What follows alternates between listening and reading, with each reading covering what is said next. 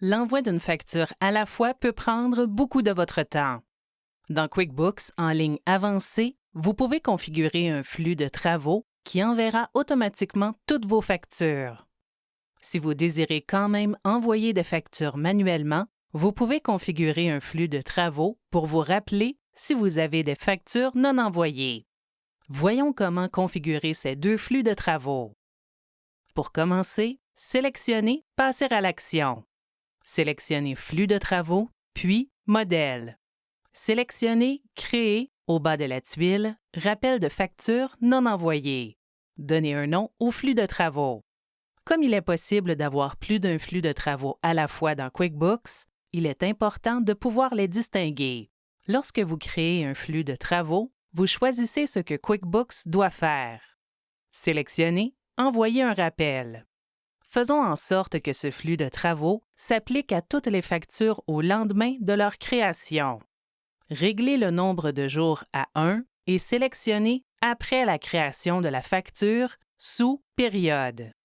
Ainsi, à partir de ce moment, toutes les fois que nous enregistrerons une facture sans l'envoyer au client dans les 24 heures, QuickBooks la lui enverra par courriel. Il est important de noter que cela ne fonctionnera que si l'adresse courriel du client figure sur la liste de clients dans QuickBooks. Vous pouvez maintenant indiquer à QuickBooks comment déclencher cette action. En sélectionnant la tâche de création de rappel dans Tâches, vous pouvez attribuer ce flux de travaux à l'administrateur ou à l'utilisateur de votre choix. Choisissez les personnes qui devraient examiner et passer en revue la facture avant son envoi au client. Si vous le souhaitez, vous pouvez modifier le nom de la tâche. QuickBooks crée une tâche et avise les personnes que vous avez choisies lorsqu'une facture doit être envoyée. Vous pouvez également choisir d'envoyer un rappel par courriel à votre client sous « Envoyer un courriel au client ». Saisissez l'adresse courriel du client. Vous pouvez ajouter les adresses courriel des personnes à qui vous voulez envoyer une copie de ce courriel. Vous pouvez personnaliser l'objet et le message du courriel. Le rappel sera envoyé à l'adresse courriel du client qui est enregistrée dans QuickBooks. QuickBooks peut également envoyer un courriel à l'adresse de votre entreprise. Pour qu'il puisse le faire, sélectionnez « Envoyer un courriel à l'entreprise ».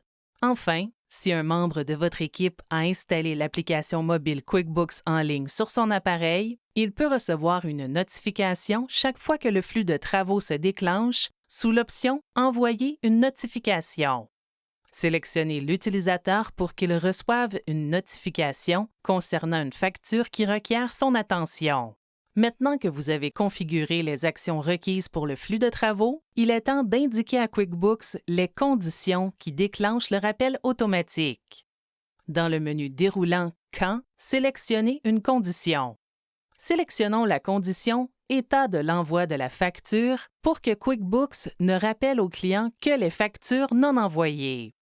Si vous désirez que le flux de travaux s'applique à un client en particulier, sélectionnez-le ici, autrement le flux de travaux s'appliquera à tous les clients. Configurez-le ensuite pour repérer les factures non envoyées.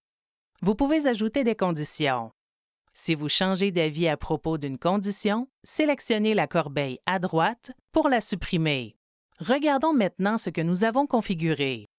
Une fois que vous aurez enregistré ce flux de travaux, QuickBooks surveillera vos factures.